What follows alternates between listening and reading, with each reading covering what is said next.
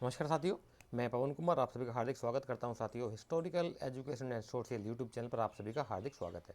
तो साथियों, हम हर बार की तरह आपके लिए एक नया टॉपिक लेकर के आए हैं, जिसमें कि हम आप एमसीक्यू के माध्यम से आपका कंप्लीट सिलेबस कंप्लीट कराएंगे आपका। तो उसी संदर्भ में ये हमारा दूसरा लेक्चर है, जिसमें से कि हम एमसीक्यू के माध्यम से जो है आपका हिस्टोरिकल सोर्सेज जो हमारा चैप्टर है, जो हमारा टॉपिक है, उसको हम आगे बढ़ा रहे हैं। ठीक है, तो अगर आपको हमारा काम अच्छा लगता है साथी, तो हमारे वीडियो को लाइक कीजिए, चैनल को मैक्सिमम शेयर कीजिए और सब्सक्राइब कर लीजिए जिन्होंने नहीं किया है, और बेल आइकन को, बेल घंटे को जरूर प्रेस कर लीजिए, ताकि नोटिफिकेशन तभी मिलेगा आपको जब आपकी बेल आइकन प्रेस होगा। ठीक है, इसके अलावा हमारा एक टेलीग्राम चैनल भी है, उसे ज्वाइन कर सकते हैं। लिंक उसका वीडियो के नीचे डिस्क्रिप्शन बॉक्स में आप सभी को मिल जाएगा। उसके साथ साथ हमारा एक व्हाट्सअप ग्रुप भी है, उसका भी लिंक नीचे दिया हुआ हमने, उसमें भी आप ज्वाइन हो सकते हैं। वहाँ पर हमारी डिस्कशन चलती रहती है। और हाँ, एक हमारा पेड कोर्स है, जिसका अमाउंट सिर्फ मिनिमम जो मैक्सिमम लोग ले सकें, इसलिए हम उसका मिनिमम बिल्कुल एक नॉमिनल सा प्राइस रखा है, वो है सिर्फ 500 रुपीज़। तो 500 रुपीज़ के अंदर हम आपको PDF नोट्स, MCQ, PYQ सब कुछ प्रोवाइड करेंगे टाइम टू टाइम। तो उसे भी ज्वाइन करने के लिए आप नंबर नीचे नंबर दिया, उस नंबर पर मैसेज कर दीजिए और अमाउंट पे कर सकते हैं उसी नंबर के माध्यम से। पेटीएम, UPI, गूगल पे, फ़ोन पे सब चलता है उस नंबर पे। तो वहाँ जा करके आप अपने नाम, नंबर, डिटेल दे सकते हैं, ताकि हम आपको पेड ग्रुप में ज्वाइन करा देंगे। ठीक है, तो चलते हैं अपनी क्लास के अंदर। हमारी क्लास में अब सर साथ सबको पता होगा, MCQ के माध्यम से हमारा टॉपिक चल रहा है हिस्टोरिकल एजुकेशन, ओ क्या बोलते हैं उसको, हिस्टोरिकल सोर्सेज हमारा चल रहा है कि ऐतिहासिक स्रोत हम शुरू से करा रहे हैं। उसी की संदर्भ में ये हमारा नेक्स्ट लेक्चर है। तो आज का जो फर्स्ट क्वेश्चन वो कहता है कि वह प्राचीन स्थल जहाँ 60,000 मुनियों की सभा में संपूर्ण महाभारत कथा का वाचन किया गया था, कहाँ पर माना गया है। ये UPPCS में आया हुआ है 2006 के अंदर साथियों। 4 ऑप्शन दिए गए हैं, बताइए कहाँ पर माना गया है उसे, वो स्थान कहाँ पर है।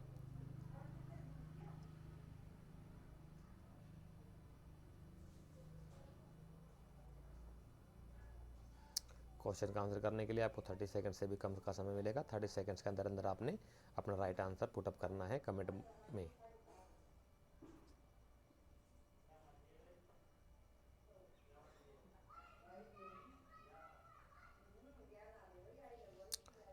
तो इस क्वेश्चन का जो राइट आंसर होगा साथी, वो हो जाएगा आपका ऑप्शन नंबर 4, यानी कि नैमिषारण्य। क्या होगा? नैमिषारण्य, अरण्य। ध्यान दीजिए एक चीज़, अरण्य, अरण्य का मतलब होता है मन, वन। आरण्यक जो वेदों के बाद लिखे गए ना, आरण्यक, वो उन्हीं वही बात है कि वो आरण्यक उनको इसलिए कहते हैं क्योंकि वनों में बैठ करके लिखे गए थे, वो जंगलों में बैठ करके लिखे गए थे। ये उसकी डिटेल है। कहता है कि उत्तर प्रदेश के सीतापुर जनपद, जनपद मतलब जिला के नैमिषारण्य में 60,000 मुनियों का निवास माना जाता है। यहीं पर सूत गोस्वामी ने शौनक एवं अन्य मुनियों के समक्ष संपूर्ण महाभारत कथा का वाचन तब किया जब ये यज्ञ संपन्न कर रहे थे। इसके पूर्व महाभारत कथा का वाचन वैशंपायन ने राजा जन्मेजय के लिए किया था। उसका या कोई बताएगा, किसी को याद हो तो बताइए जरा, जन्मेजय कौन थे, किस कुल से संबंध रखते थे राजा जन्मेजय। मैं ऑलरेडी कई बार बता चुका हूँ, देखते कितने लोगों को याद है। प्रसिद्ध नैमिषारण्य तीर्थ जनपदों में से किस में एक उपस्थित था, थे नहीं था, बताइए। ये तो अभी आया जो सीतापुर में अभी बताया तो है ही आपको, छोड़ो। कहता है कि निम्नलिखित संस्कृत की निम्नलिखित में से कौन सी रचनाओं ने महाभारत से अपना कथा सूत्र लिया है। नीचे दिए गए कूट से सही उत्तर का चयन करें।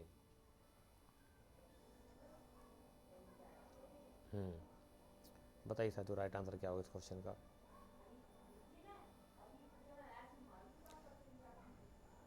महाभारत कौन कौन सी कथाओं में जो है महाभारत से अपना कथा सूत्र लिया गया है।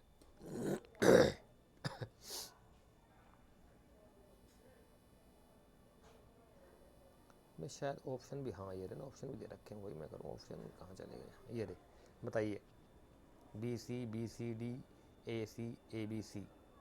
4 ऑप्शन दिए गए हैं, इनमें से ही 4 ऑप्शन में से बताइए कौन सा राइट आंसर है।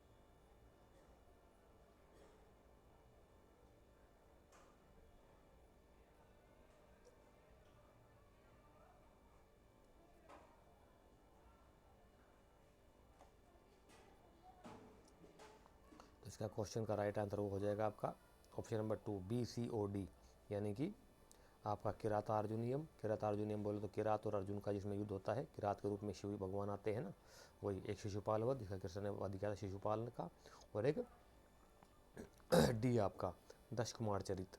इन तीनों के कथानक जो है वो इससे लिए गए हैं आपके महाभारत से, ठीक है।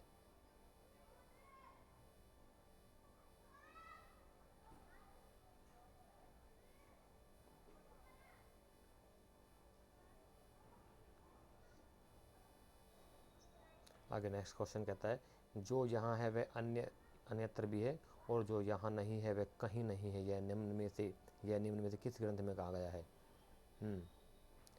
एक हिंदू शास्त्रों का, धर्मशास्त्रों के ग्रंथ है, जिसके बारे में कहा जाता है कि यह जो यहाँ पर है, जो इस ग्रंथ में है वो अन्यत्र भी है, और जो यहाँ नहीं है वह कहीं नहीं है, ये कहा गया है। कौन से ग्रंथ के बारे में कहा गया है, बताइए साथियों।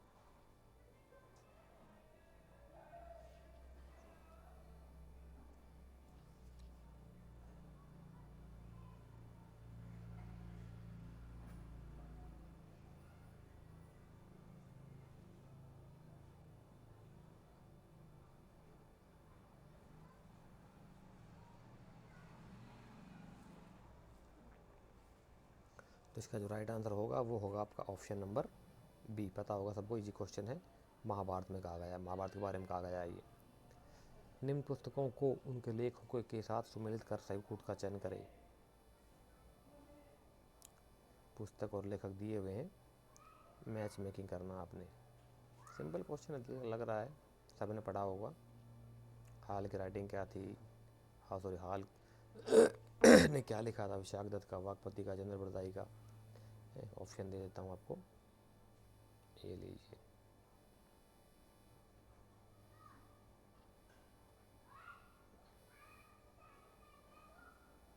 ठीक है, बताइए।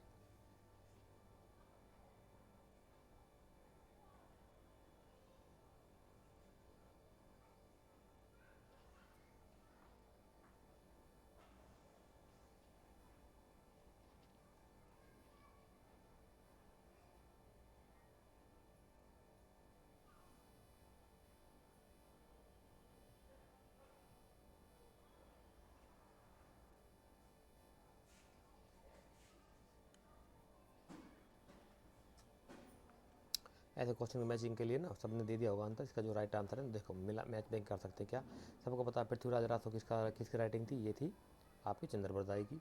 गाथा सप्तशती हाल की, यानी कि ए का फोर्थ और बी का फर्स्ट। ए का फोर्थ तो सारे में दिया हुआ है, ठीक है। बी का फर्स्ट एक में ही है, चौथे में ये रहा, ठीक है। और सी का 2 आ जाएगा, मुद्रा राक्षस, विशाख दत्त के द्वारा लिखा गया है, और गौड़वहो वाकपति। तो इस प्रकार से आ जाएगा, इसका आंसर 4 होगा राइट आंसर। ये सी डिटेल आ गई, देख लीजिए। आगे कहते हैं रामायण के किस पुनर्लेखन में रावण को दुखांत नायक के रूप में चित्रित किया गया, जिसका वध लक्ष्मण द्वारा किया गया था। बहुत इंपॉर्टेंट क्वेश्चन है साथियों। रामायण का कौन सा वो है, मतलब कि कौन सी रामायण है जिसके अंदर ये है, रावण को दुखांत नायक के रूप में चित्रित किया गया है, और जिसका कि वध राम के बजाय लक्ष्मण के द्वारा किया गया था, वो कौन सी रामायण है। अलग अलग प्रकार की बहुत सी रामायण लिखी गई है साथियों। एक बुद्धिस्टों की रामायण है, एक दक्षिण भारत की रामायण, कम्ब रामायण इसको बोलते हैं, वो अलग है, उसमें अलग चलता है, ठीक है। एक पेरियार की रामायण है, सच्ची रामायण इसको कहते हैं, उसमें रामायण पर बहुत छीटांकशी की हुई है, बहुत ज़्यादा सवाल उठाए गए हैं, वो हरामखोर आदमी था, ठीक है। और एक जैनियों की रामायण। इस प्रकार से बहुत सारी रामायण है अलग अलग। दक्षिण भारत में जाओगे अलग अलग रामायण मिलेगी, उत्तर भारत में जाओगे अलग मिलेगी, आपका पूर्वोत्तर भारत, बंगाल, असम की साइड में जाओगे अलग रामायण के चरित्र मिलेंगे, ठीक है। दक्षिण एशिया में जाओगे आप, बाली, सुमात्रा, जावा, इंडोनेशिया, मलेशिया, वहाँ अलग रामायण मिलती है। वो भी हमारे वंशज थे, मतलब सनातनियों के, और या कह सकते हैं कि वृहत्तर भारत जो था उसी के हिस्से रहे हैं। जावा, मलेशिया, इंडोनेशिया, सुमात्रा, ये जब सब था, सबको पता होगा, आपने पढ़ा है, चोल साम्राज्य, इनके वो थे, वो क्या बोलते हैं, उपनिवेश, है ना। तो इसका जो राइट आंसर हो जाएगा वो हो जाएगा आपका ऑप्शन नंबर फर्स्ट, यानी कि पहुमचर्यू। पहुमचर्यू जो है एक जैन संस्करण है रामायण का, ठीक है ना, पहले पढ़ाया हुआ है। आगे कहता है कि रिच मैन ने एशिया के विभिन्न भागों में प्रचलित राम कथा का अध्ययन कर दिखाया कि इसके इन क्षेत्रीय संस्करणों में राम कथा के आरंभ अंत कथा के चरित्र घटनाओं में काफ़ी भिन्नता है। उदाहरणार्थ पौमचरियु जैन संस्करण में रावण के चित्र एक हारे हुए नायक के रूप में दिखाया गया, जिसे राम की बजाय लक्ष्मण ने मार दिया, जिसमें राम अहिंसा जैसी जैनी मान्यता को प्रतिमूर्ति के रूप में चित्रित किए हुए। आगे कहते हैं हाथीपाड़ा गोसुंड अभिलेखों के विषय में कौन सा कथन सत्य नहीं है। ये बहुत इंपॉर्टेंट है, हाथीपाड़ा गोसुंड अभिलेख।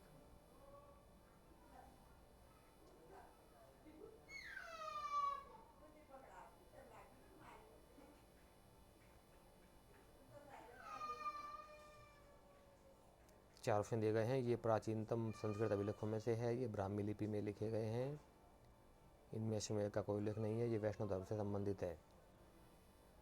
कौन सा जो है, ये तो आंसर दिखाई पड़ेगा होगा आपको, ये गलत है। इसमें ऑप्शन नंबर 3 यानी कि इसमें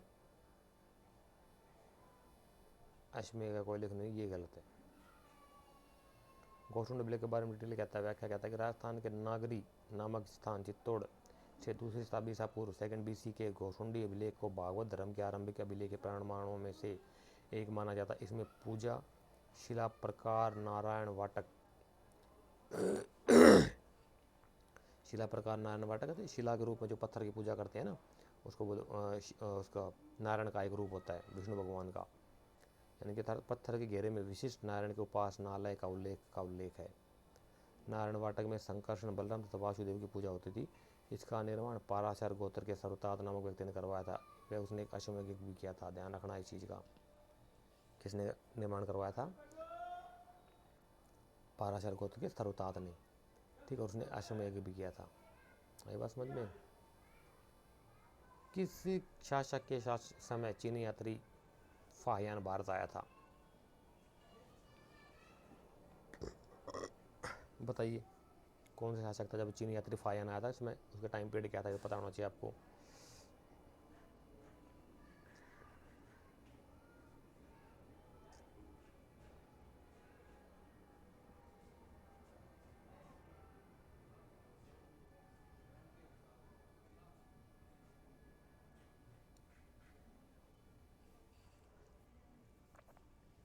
तो इसका जो राइट आंसर हो जाएगा साथ ही वो होगा आपका ऑप्शन नंबर चंद्रगुप्त 2 3rd, यानी कि ऑप्शन नंबर 3rd चंद्रगुप्त 2 किस टाइम पीरियड में आया था? कौन? फाहियान का टाइम पीरियड क्या? 399 से 414। फाहियान फास्चैन भी बोलते हैं कहीं कहीं इसको। आजकल देखो सारे थोड़ा चेंज हो गया, क्या कि फाहियान को फाहियान के बजाय ना फास्चैन नाम से ज़्यादा जानते हैं। फास्चैन नाम दे देंगे कन्फ्यूज करने के लिए, तो थोड़ा ध्यान रखना इस चीज़ का भी। कहता है कि इस चीनी यात्री ने चंद्रगुप्त विक्रमादित्य के शासन काल में 399 से 414 ईस्वी 14 वर्ष के मध्य उत्तर भारत की यात्रा की। इसमें कहीं भी राजा का नाम उल्लेख नहीं कि यह बौद्ध विनय ग्रंथों की खोज में भारत आया था। फाहियान ने फोक्यो की बौद्ध देशों वृत्तांत नामक पुस्तक में अपना यात्रा वृत्तांत लिखा है। इसने केवल उत्तर भारत मुख्यतः मध्य भारत 6 वर्ष तक भ्रमण किया। फाहियान मगध से इतना मगध था कि उसने अपने अभिलाषा व्यक्त कहा कि यदि मुझे बौद्ध के रूप में जन्म लेना पड़े तो मैं मगध में ही जन्म लेना चाहूँगा। इतना अच्छा था यहाँ पर हमारा। DUPSSD हिस्ट्री में आया हुआ लास्ट ईयर में भाई, कहता है कि निम्नलिखित में से मैसेडोन के सिकंदर की जीवनी किसने लिखी? मैसेडोनिया एक जगह का नाम, मैसेडोनिया, जहाँ सिकंदर आया था ना, ग्रीक का शासक था, मैसेडोनिया वहाँ का था ये। किसने लिखी?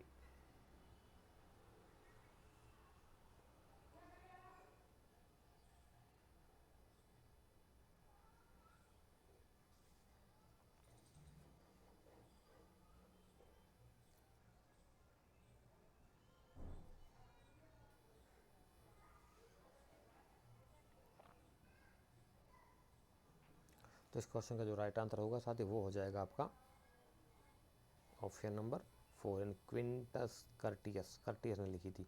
ये देखिए सर, सबसे बात हेरोडोटस बहुत पहले हुआ था, मैंने थ्योरी क्लास में भी बताया आपको, ठीक है ना। हेरोडोटस तो 6th-5th BC में हुआ था। मैगस्थनीज ने भी नहीं लिखी, ठीक है। मैगस्थनीज तो आपके चंद्रगुप्त मौर्य के टाइम पीरियड में आया था, इसने नहीं लिखी। ये दो बातें, इन दोनों में से इसने लिखी, सिंपल है ही। क्या फैक्चुअल क्वेश्चन में कुछ कर नहीं सकते आप, फैक्ट्स आपको याद होने चाहिए, आसानी से कर दोगे। आगे था भारत का प्राचीन समाज सुरक्षा कानून तथा भारतीय भारतीय प्राचीन सुरक्षा कानून तथा भारतीय पुरातत्व सर्वेक्षण विभाग निम्नलिखित ने प्रारंभ किया था। छत्तीसगढ़ का आया है असिस्टेंट प्रोफेसर का एग्जाम में। किसने प्रारंभ किया था? बिल्कुल सिंपल क्वेश्चन है, बताइए किसके टाइम पीरियड में हुआ था? वायसराय कौन था? Mayo, Curzon, Minto, Chelmsford.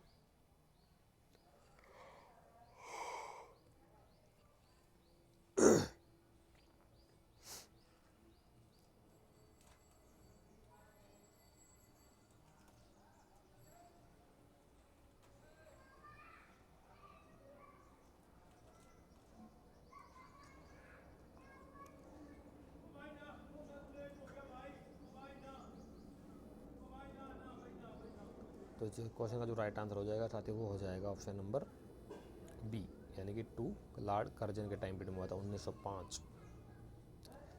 ये वही कर्जन जिसे बंग किया था, बंगाल का विभाजन किया था, 2 भागों में बांटा था।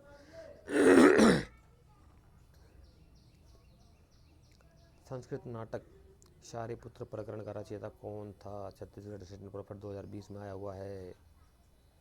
ये फोर्थ ऑप्शन सही कर, असांग नहीं असंग है, बुद्ध विद्वान था ये, असंग। सॉरी, बुद्ध विद्वान है वैसे तो। शारिपुत्र प्रकरण का रचयिता कौन था? एक बात बताऊँ आपको, ये गलत है। क्या? शय जो है ना, ये 21 वाला शय, ये वाला जो शय है ये पाली प्राकृत में नहीं होता है, इसीलिए अशोक को, जो अशोक लिखा है ना, ये गलत है। बाय द लिपि अशोक, सॉरी अशोक जो लिखा है अशोक गलत है, अशोक ऐसे लिखा जाता है, ये ध्यान रखना। क्योंकि पाली और प्राकृत में एक ये शय और एक ये पी वाला शय, शय षटकोण, ये दोनों शय नहीं होते हैं, ठीक है। इसीलिए थोड़ा ध्यान रखना इस चीज़ का, लिपि की शुद्धता का ध्यान रखा करो। एक ये नहीं होता, ये नहीं होता, री ऋषि नहीं होता उसमें, री ऋषि नहीं होता, और क्या क्या शब्द नहीं होते, अक्षय नहीं होता, छः क्षत्रिय जिसको कहते हो आप लोग, छः क्षत्रिय, छः त्रय और अज्ञय, ये शब्द जो है पाली, मूल पाली प्राकृत जो है ना, प्राकृत लिपि जो है उसमें नहीं होते हैं ये, ठीक है। बहुत सारे मतलब आपके जो देवनागरी की लिपि उससे कम होते हैं शब्द, वर्ण कह सकते हैं आप इन्हें। हाँ, 12 ये जो होते हैं ना हमारी सब व्यंजन, व्यंजन कम होते हैं उसके अंदर, मैंने पढ़ा है इसके बारे में, तो ध्यान रखना चीज़ का। तो इस क्वेश्चन का जो राइट आंसर होगा वो होगा साथियों ऑप्शन नंबर फर्स्ट, यानी कि अश्वघोष।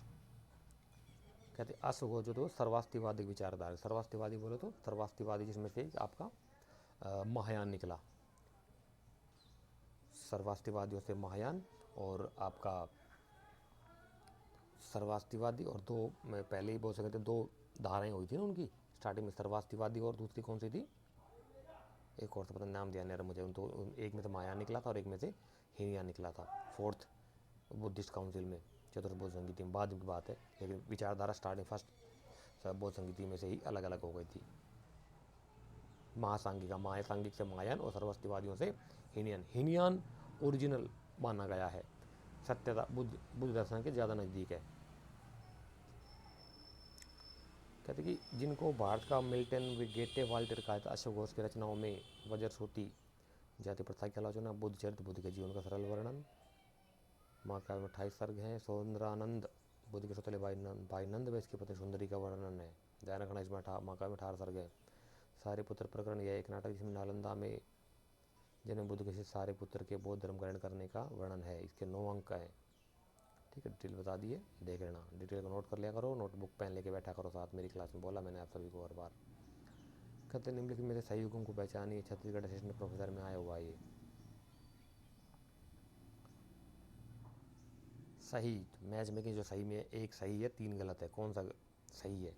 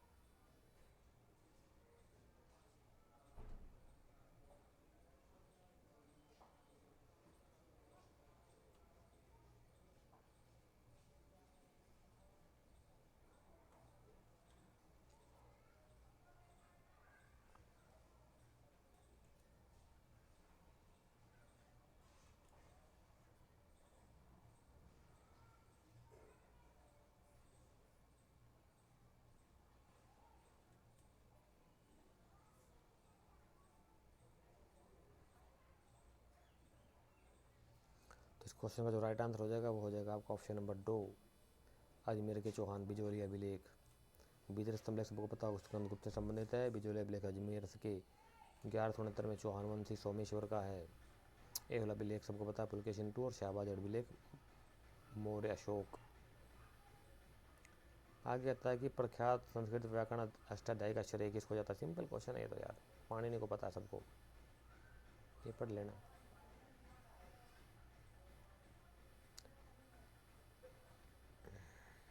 डिटेल दी गई है, इसकी डिटेल है सारी इसमें। हाँ ये तो पाणिनि का क्षेत्र देख लेना, गांधार के क्षेत्र के सालातुर में रहता था, वर्तमान लाहौर के निवासी थे।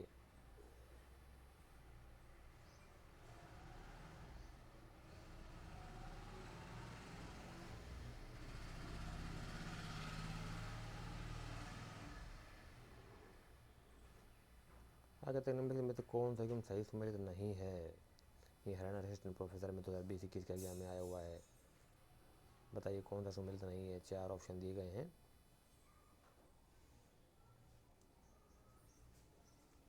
सिंपल क्वेश्चन देखा जाएगा तो ये एक तरफ राइटिंग दी हुई, एक तरफ उनके राइटर दिए हुए, तो बता सकते हो कौन सा राइटर किसने, कौन से राइटर की ट्रिक लिखनी कौन सी है कौन सी नहीं है ना। बताइए।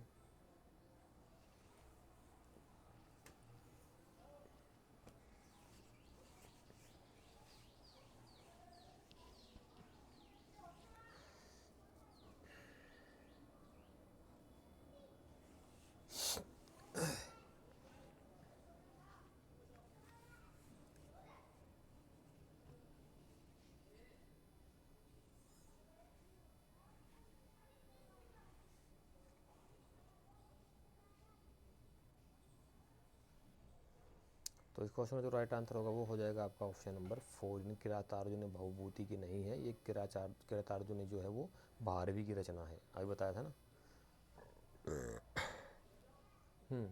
हिंदुस्तान, सर्वप्रथम हिंदुस्तान शब्द का उल्लेख किस राजवंश के अभिलेखों में हुआ। बताइए हिंदुस्तान शब्द का।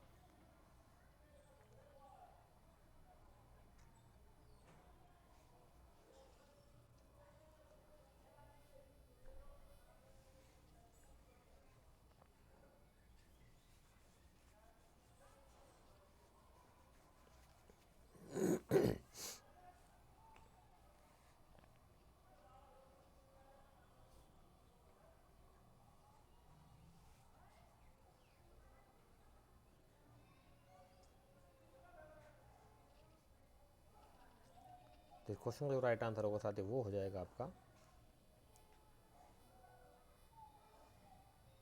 ऑप्शन नंबर 2, सासानियों के।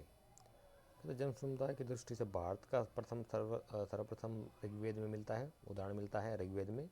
एक भूभाग के रूप में भारतवर्ष, भारतवर्ष जिसका मिलता है वह खारवेल के, ईसा पूर्व के खारवेल के आदिमों का भी लेख मिलता है। भारतवर्ष अर्थात भरतों का देश, ठीक है। और हिंदुस्तान का नाम प्राचीनतम प्रयोग 2062 ईस्वी के उत्कीर्ण सासानी ईरानी, यानी कि आज का ईरान उस समय का सासानिया फारस कह सकते हैं, शाहपुर प्रथम के नक्श रुस्तम अभिलेख में मिलता है। लेकिन ईरानी, पहलवी और ग्रीक यूनानी भाषा में है, 3 भाषा में लिखा गया है, ध्यान देना चीज़ का। श्लेष यानी कि द्विअर्थी में लिखा प्रारंभिक मध्यकाल का ग्रंथ कौन सा है। बिल्कुल अच्छा है, जिसे 2 चीज़ों का चलता है। श्लेष जो है ना, श्लेष एक लेखन की ऐसी विधा है जिसमें कि किसी चीज़ के 2 अर्थ निकलते हैं, द्विअर्थी, डबल मीनिंग। नेगेटिव में मत सोचिए।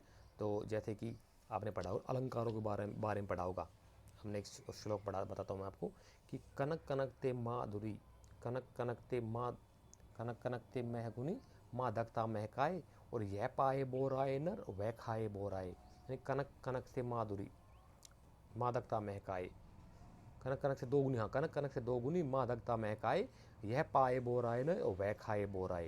यानी कनक और कनक का यहाँ पर 2 अर्थ है।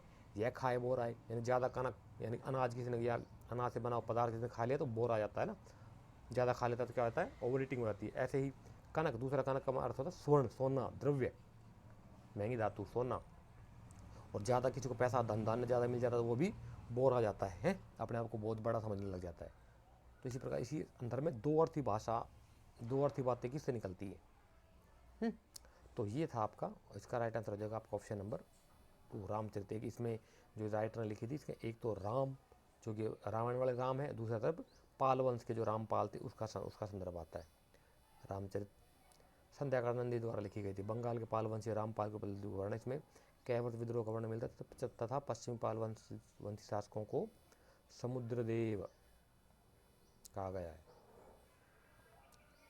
पश्चिमी पाल वंश शासकों को समुद्रदेव की संतान कहा गया है। इसमें इस रचना में संस्कृत छंद की विशेष शैली अपनाई गई जिसमें रामायण की कथा चलती है और रामपाल का जीवन चरित्र द्वितीय थीम पढ़े जाते हैं।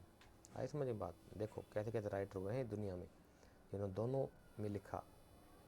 पाल शासक रामपाल का ऐतिहासिक जीवन वृत्त रामचरित किसने लिखी? अभी आया तो है यार, संध्याकर नंदी। किस कालावधि में कल्याण गिराते? हाँ ये बहुत इंपॉर्टेंट, ये नेट का क्वेश्चन भी है। बताइए कल्याण गिरा तरंगणी का टाइम पीरियड क्या है? 12वीं शताब्दी में लिखी गई थी। 12वीं शताब्दी के कौन से 2 वर्षों के बीच में लिखी गई थी वो? बताइए, ऑप्शन दिए गए आपके सामने। यूपी जीआई से पूछा गया है। UP Uttar Pradesh government inter college, जो यूपी के लोग हैं उन्हें पता होना चाहिए इस चीज़ के बारे में। तो वहाँ 2 चीज़ें होती है, यूपी जीआईसी यानी कि गवर्नमेंट इंटर कॉलेज जो कि हमारे यहाँ पे जिसे हम सीनियर सेकेंडरी बोलते हैं, +1 +2 11वीं 12वीं क्लास, और UP GDC UP Uttar Pradesh government degree college जिसे हम कॉलेज बोलते हैं, जिसमें ग्रेजुएशन और पोस्ट ग्रेजुएशन चलती है ना, उसे वहाँ पर जीडीसी बोलते हैं। और जीआईसी हमारे यहाँ पे जिसको सीनियर सेकेंडरी बोल देते हैं, स्कूल हमारे यहाँ पे स्कूल बोलते हैं सीनियर सेकेंडरी, और वहाँ पे जीआईसी बोलते हैं गवर्नमेंट इंटर कॉलेज, इंटरमीडिएट बोलते हैं उसको। तो ये पता होना चाहिए एजुकेशन में आपको। तो इसका जो टाइम पीरियड है वो है आपका ऑप्शन नंबर 3 यानी कि 1148 से 1150 के बीच में। कश्मीर के इतिहास रातरंग संस्कृत भाषा का तुर्रातरंग के द्वारा रचा गया था।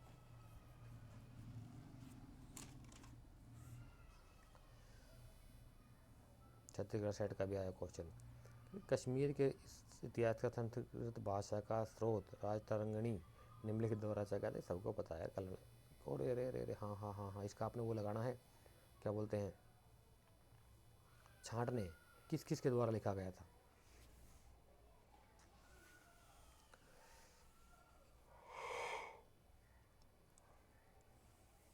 सबसे पहले किसने लिखी, उसके बाद में किसने लिखी, उसके बाद में किसने लिखी, सबसे लास्ट में किसने लिखी? 4 सीरीज लिखी थी, इसकी 4 भाग लिखे गए थे। कल्याण कस्तूरी से शुरुआत की थी, उसके बाद दूसरे ने लिखी, फिर दूसरे ने लिखी, फिर दूसरे ने लिखी। कौन कौन सी लिखी और किस किस टाइम पीरियड में लिखी, उस समय का शासक कौन था, ये अच्छा से देख लेना, आपको मिल जाएगा बुक्स में। ठीक है, बहुत इंपॉर्टेंट बता रहा हूँ।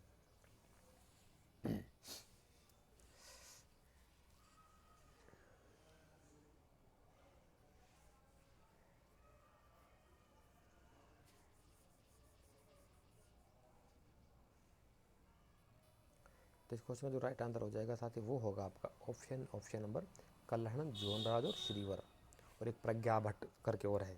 4 लोगों ने लिखी थी। ठीक है, तो इसका ए से द यानी कि ये ऑप्शन ठीक होगा 4th नंबर का। ठीक है, रातरंगणी ये पढ़ लेना, डिटेल इसके दी हुई यहाँ पे।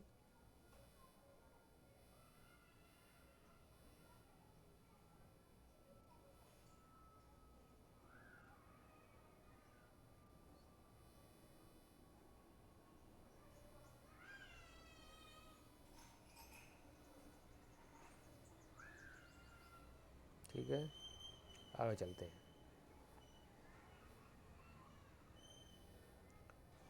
रातरंग विस्तार जोनराज ने किया था, जो कि जैनुल आबदीन के समकालीन थे। ज्योतसनकारा तृतीय राज तरंग 2080 ईस्वी तक श्रीवर जैनुल आबदीन काल में लिखी गई थी, और एक प्रज्ञा भट्ट ने और लिखी थी। चतुर्राज ने आ गया, प्रज्ञा भट्ट एवं सुका अकबर कालीन लिखी गई थी 1596। ठीक, तो इस प्रकार से 4 तरंग लिखी गई थी। तरंग कितने तरंगे हैं, कितनी तरंगों में विभक्त है, उनका अनुपात क्या है? 6 8 7 9, 6 7 8 9 बताओ। MP सेट में आया वो क्वेश्चन 2018 का।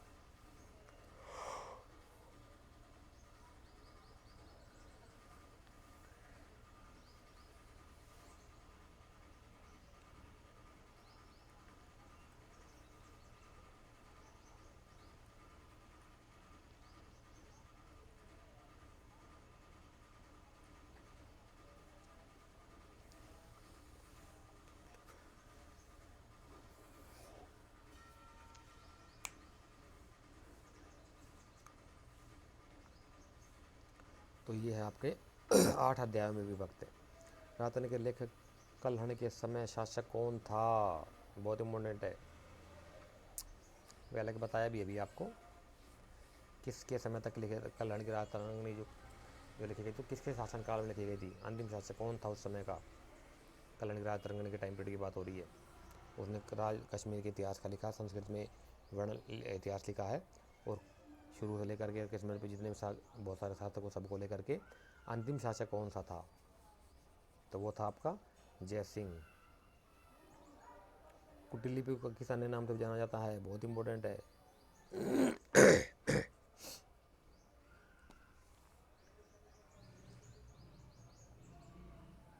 कुटिल लिपि को किस अन्य नाम से भी जाना जाता है, खरोष्ठी, सिद्धमातृका, ग्रंथ लिपि या शारदा लिपि, बताइए साथियों।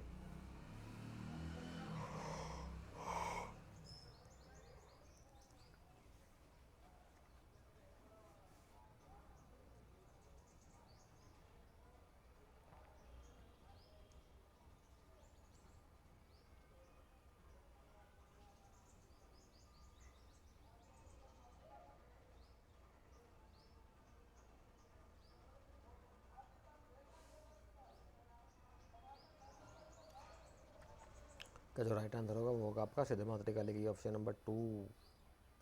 हर्षचरित अध्याय में विविधता जिन्हें कहा जाता है। ये सिंपल क्वेश्चन बता सकते हो, चैप्टर्स में डिवाइड है हर्षचरित। तो हर्षचरित किसने लिखा था, पता होना चाहिए आप लोगों को। बाण भट्ट की राइटिंग है हर्षचरित और कादम्बरी। तो हर्षचरित जो लिखा गया था वो चैप्टर्स में भी डिवाइड है। उन्हें क्या कहा जाता है, उन्हें कहा जाता है उच्छावास। अरे अरे अरे रुक जाओ। व्याख्यातवर्धन के इतिहास का प्रमुख स्रोत विस्तरित है, जो इतिहास विषय पर लिखित प्रथम चरित काव्य तथा गद्य काव्य। बाण भट्ट मूलतः प्रतिकूट गांव के वात्स्यायन वात्स्यायन अच्छा गोत्रीय तथा भृगुवंशी ब्राह्मणों से संबंधित थे। उसने अपने भाइयों मुक्त श्यामल की इच्छा पर हर्षित नामक काव्य संग्रह किया, जो स्वरूपदीप भुज महाराजा धीराज हर्ष की जीवन गाथा है। हर्ष व बाण भट्ट की पहली मुहूर्त अचिरावती नदी पर स्थित मणितारा स्कंदावर में हुई थी। स्कंदावर क्या होता है, सैनिक छावनी होती है, ध्यान रखना इसका, बहुत इंपॉर्टेंट है। 3 क्षमा से बाण भट्ट की आत्मकथा लिखी हुई है, ठीक है। आगे चलते हैं।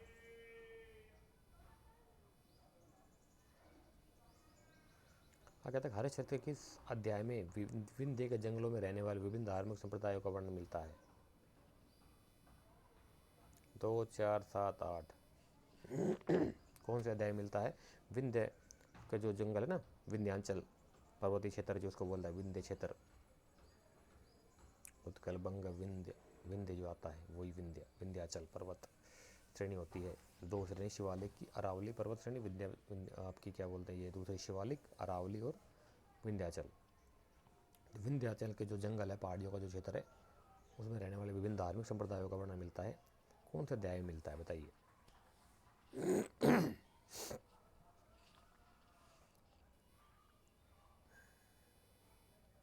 तो वो मिलता है हमें अध्याय नंबर 8 में। ये देखिए यार, इसका थोड़ा डिटेल दी गई है, इसको पढ़ लेना आराम से पहुँच करके। थानेश्वर, थानेश्वर हरियाणा के अंदर है, करनाल जिले के पास में थानेश्वर है, कुरुक्षेत्र करनाल के पास में, ठीक है। चतुर्थ अध्याय में क्या है, फर्स्ट अध्याय में क्या है, पंचम अध्याय में क्या है, ये देखो।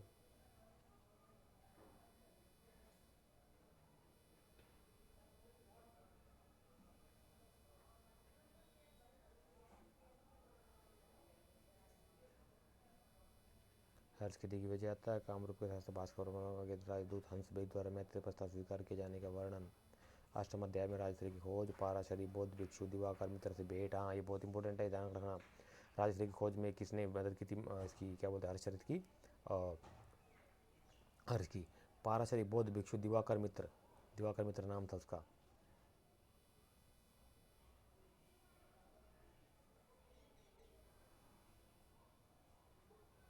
क्लियर हो गया, ठीक है। कहते हैं भारत में सबसे प्राचीन उपलब्ध जीवनी है,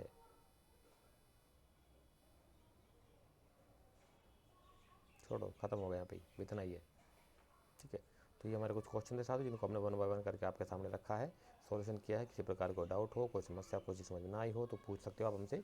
कमेंट बॉक्स के माध्यम से कमेंट जरूर किया करो, पॉजिटिव नेगेटिव जो आपको अच्छा लगता है उस हिसाब से, ताकि मुझे आइडिया लग जाता है फिर कि आपका सिस्टम क्या चल रहा है, उस हिसाब से मैं फिर अपडेट करने का प्रयास करता हूँ अपनी क्लास को। ठीक है, नेक्स्ट वीडियो में फिर दोबारा मुलाकात होगी आप सभी के साथ में। तब तक अपने कंटिन्यू स्टडी में लगे रहिए। ठीक है, सैटरडे शाम 9 बजे हमारी फिर दोबारा गूगल मीट होने जा रही है। उसमें हम डिस्कशन करेंगे, आगे के प्लान के बारे में डिस्कशन करते हैं। हर वीकली हमारा एक सेशन होता है। ठीक है, संडे को आप लोगों को ऑफ नहीं है, आप लोगों ने करना है रिवीजन। जो तक मैंने पढ़ाया है उसका सबका रिवीजन मार देना है हर संडे को। ठीक है, और ऐसे ही हर महीने के 3-4 दिन लास्ट के बचा कर रखना। जो महीने में पूरा महीने पढ़ते हो आप उसका रिवीजन मार देना अपने हर मंथ के एंड में। तो इस तरह से आपका मैटर दिमाग में रुका रहेगा, स्किप नहीं होगा। ठीक है, वो दिन वो कौन पूछ रहा, आशा पांचाल से पूछ रही थी सर कैसे करें, तो करने के लिए तो काम करना पड़ेगा भाई, आपको ही करना है। कह मैं घर संभालती हूँ, बच्चे संभालती हूँ, अकेली रहती हूँ, करना पड़ेगा भाई, सब करते हैं, कोई अलग से नहीं कर रहे हो आप। 24 घंटे दिए मालिक ने, सबको अपना मैनेज करो।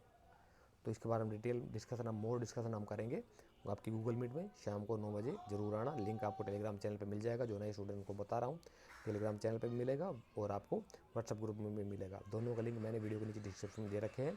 ज्वाइन हो जाना, रात को 9 बजे का वेट करना। जो नए स्टूडेंट है गूगल मीट ऐप डाउनलोड कर लेना अपना और वेट करना, रात को 9 बजे लिंक मिल जाएगा, उससे ज्वाइन हो जाना। उसमें हम डिस्कशन करेंगे पेड कोर्स के बारे में भी और वैसे भी। ठीक है, तब तक के लिए thank you so much. Class करने के लिए थैंक यू सो मच आप सभी के साथियों। तब तक के धन्यवाद, थैंक यू, जय हिंद और जय भारत।